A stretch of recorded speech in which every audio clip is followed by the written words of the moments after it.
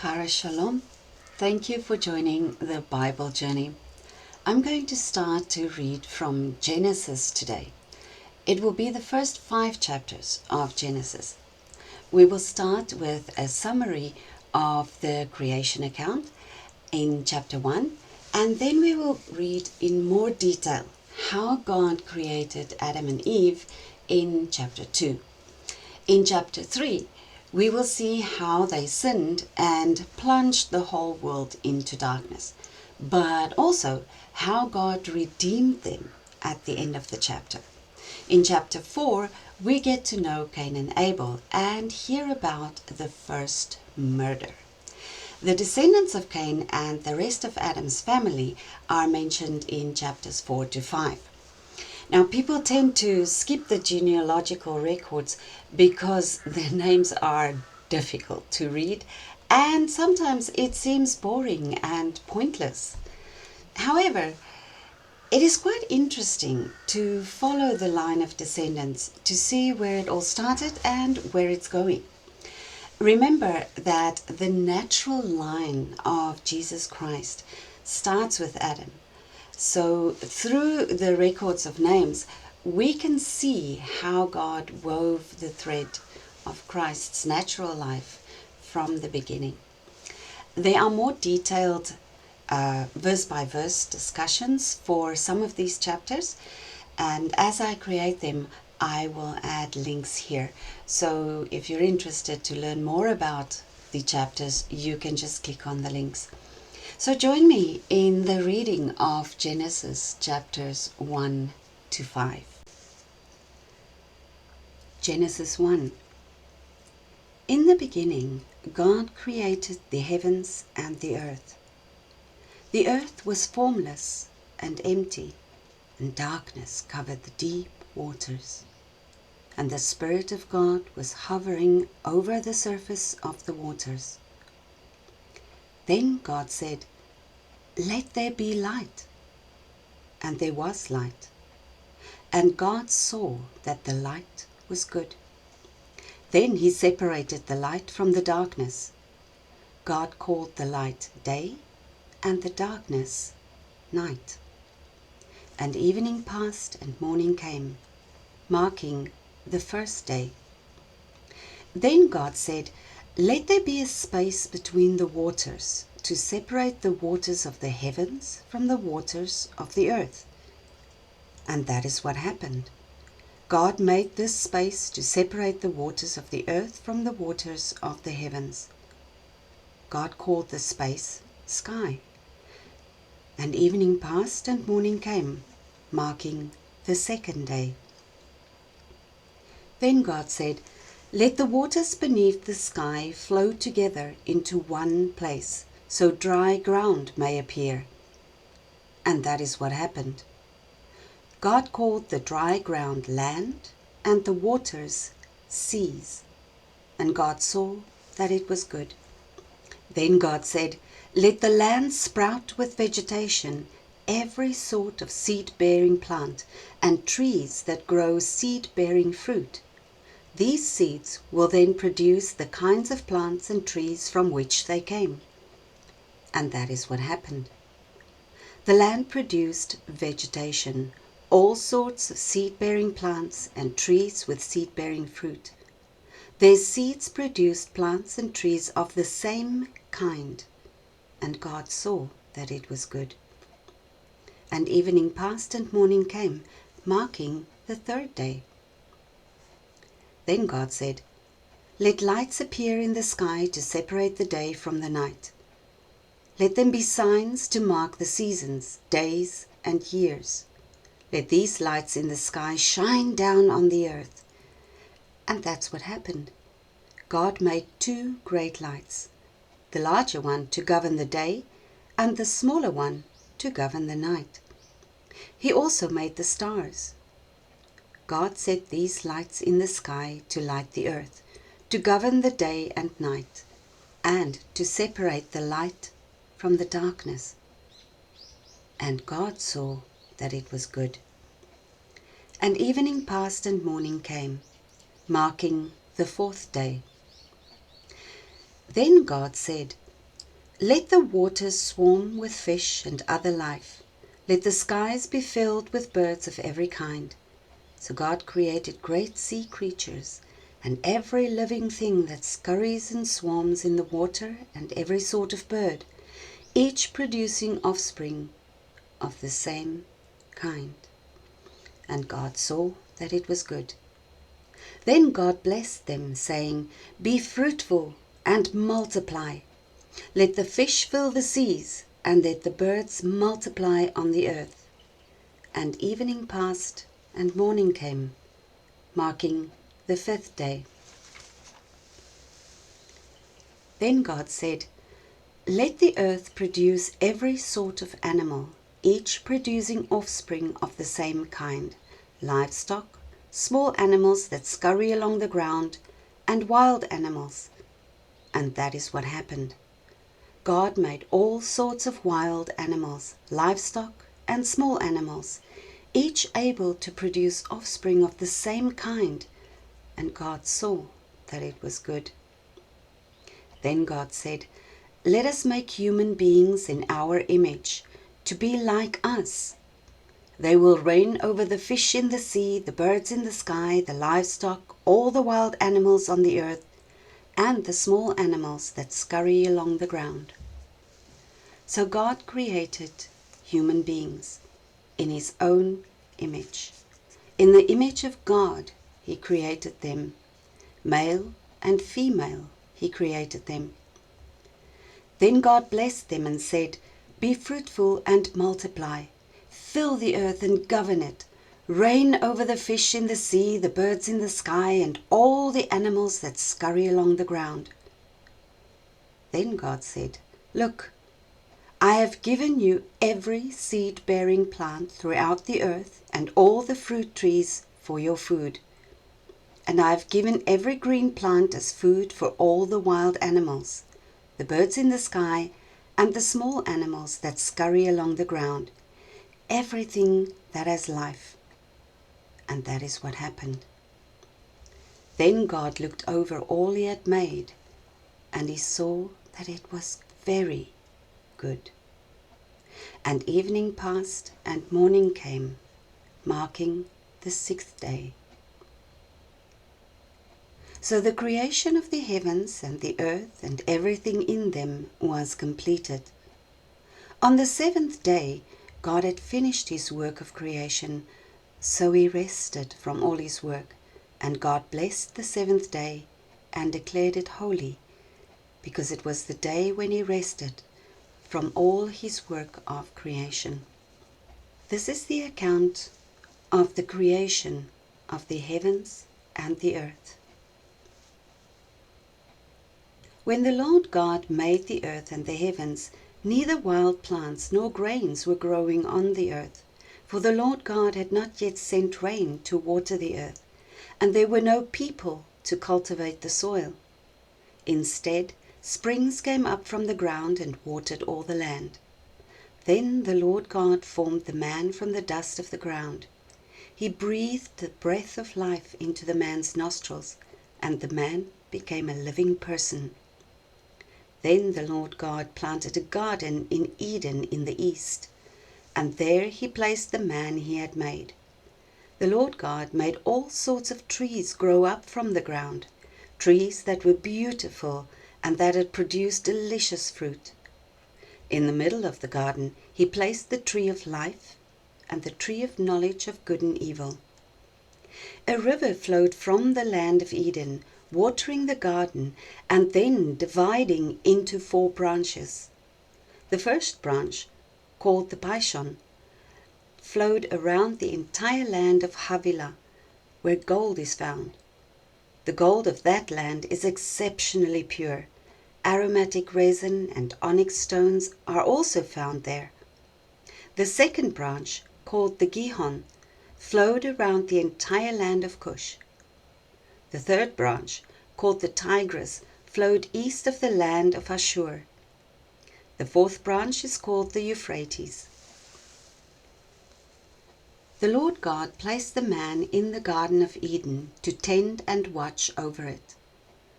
But the Lord God warned him, You may freely eat the fruit of every tree in the garden, except the tree of the knowledge of good and evil. If you eat its fruit, you are sure to die." Then the Lord God said, "It is not good for the man to be alone. I will make a helper who is just right for him." So the Lord God formed from the ground all the wild animals and all the birds of the sky. He brought them to the man to see what he would call them, and the man chose a name for each one. He gave names to all the livestock, all the birds of the sky, and all the wild animals. But still, there was no helper just right for him. So the Lord God caused the man to fall into a deep sleep. While the man slept, the Lord God took out one of the man's ribs and closed up the opening. Then the Lord God made a woman from the rib, and he brought her to the man. "At last," the man exclaimed, "this one is bone from my bone, and flesh from my flesh. She will be called woman, because she was taken from man."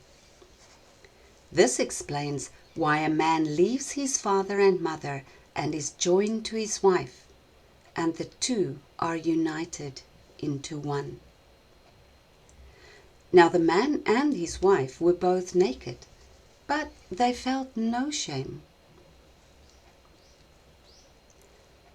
The serpent was the shrewdest of all the wild animals the Lord God had made. One day he asked the woman, "Did God really say you must not eat the fruit from any of the trees in the garden?" "Of course we may eat fruit from the trees in the garden," the woman replied. "It's only the fruit from the tree in the middle of the garden that we are not allowed to eat. God said you must not eat it or even touch it. If you do, you will die." "You won't die," the serpent replied to the woman. "God knows your eyes will be opened as soon as you eat it, and you will be like God, knowing both good and evil." The woman was convinced. She saw that the tree was beautiful and its fruit looked delicious, and she wanted the wisdom it would give her, so she took some of the fruit and ate it. Then she gave some to her husband who was with her, and he ate too. At the moment, their eyes were opened, and they suddenly felt shame at their nakedness, so they sewed fig leaves together to cover themselves.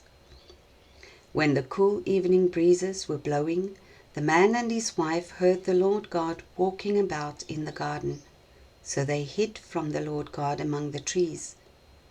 Then the Lord God called to them, "Where are you?"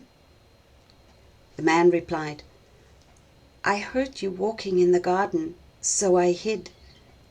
I was afraid because I was naked." "Who told you that you were naked?" the Lord God asked. "Have you eaten from the tree whose fruit I commanded you not to eat?" The man replied, "It was the woman you gave me who gave me the fruit, and I ate it." The Lord God asked the woman, "What have you done?" "The serpent deceived me," she replied. "That's why I ate it." Then the Lord God said to the serpent, "Because you have done this, you are cursed more than all animals, domestic and wild. You will crawl on your belly, groveling in the dust as long as you live. And I will cause hostility between you and the woman, between your offspring and her offspring. He will strike your head, and you will strike his heel."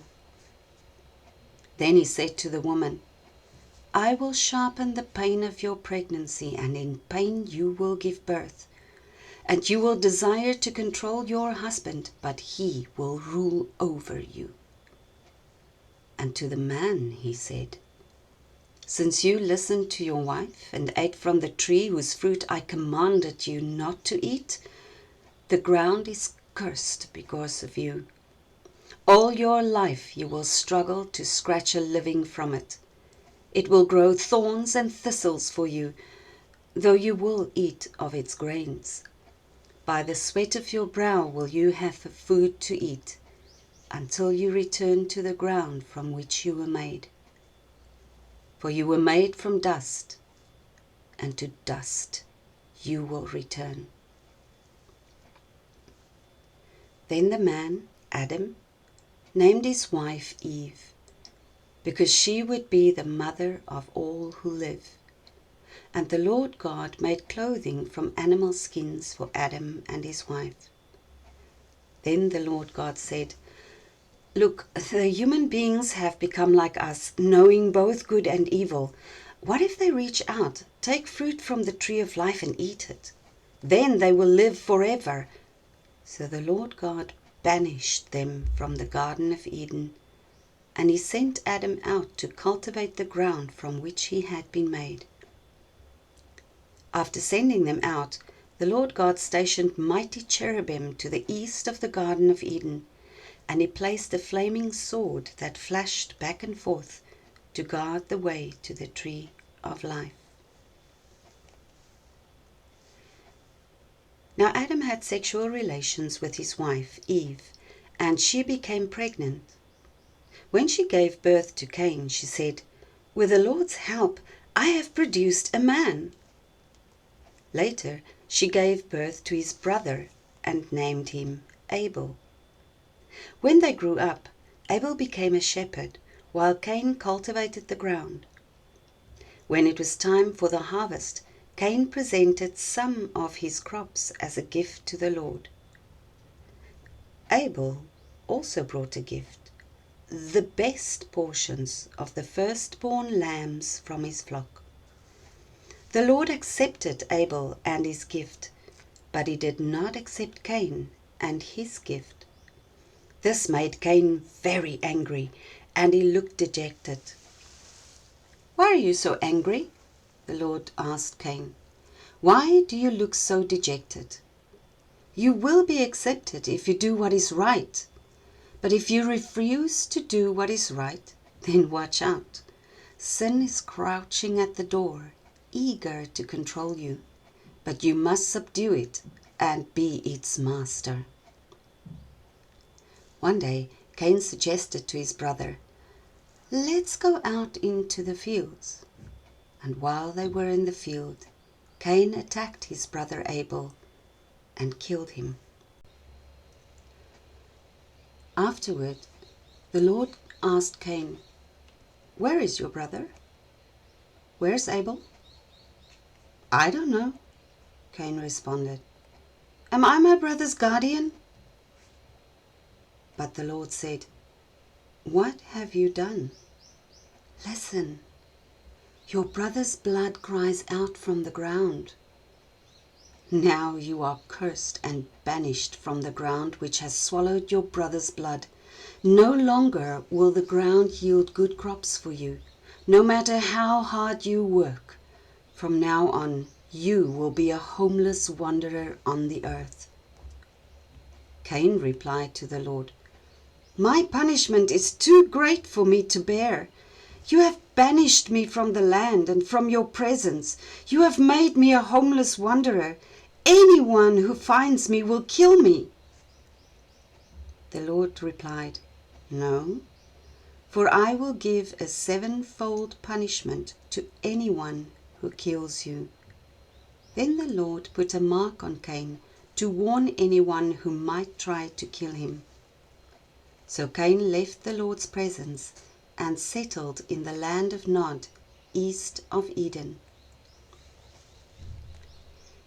Cain had sexual relations with his wife, and she became pregnant and gave birth to Enoch.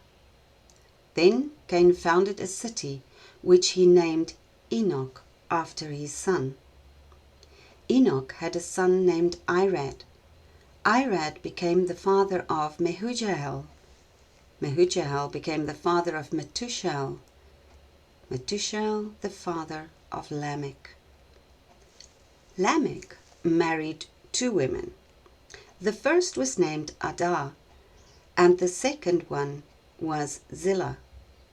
Adah gave birth to Jabal, who was the first of those who raised livestock and live in tents. His brother's name was Jubal, the first of all who play the harp and flute. Lamech's other wife, Zillah, gave birth to a son named Tubal-Cain. He became an expert in forging tools of bronze and iron. Tubal-Cain had a sister named Naamah. One day, Lamech said to his wives, "Adah and Zillah, hear my voice. Listen to me, you wives of Lamech. I have killed a man who attacked me, a young man who wounded me. If someone who kills Cain is punished 7 times, then the one who kills me will be punished 77 times." Adam had sexual relations with his wife again, and she gave birth to another son. She named him Seth, for she said, "God has granted me another son in place of Abel, whom Cain killed." When Seth grew up, he had a son named Enosh. At that time, people first began to worship the Lord by name. This is the written account of the descendants of Adam. When God created human beings, He made them to be like Himself. He created them male and female, and He blessed them and called them human.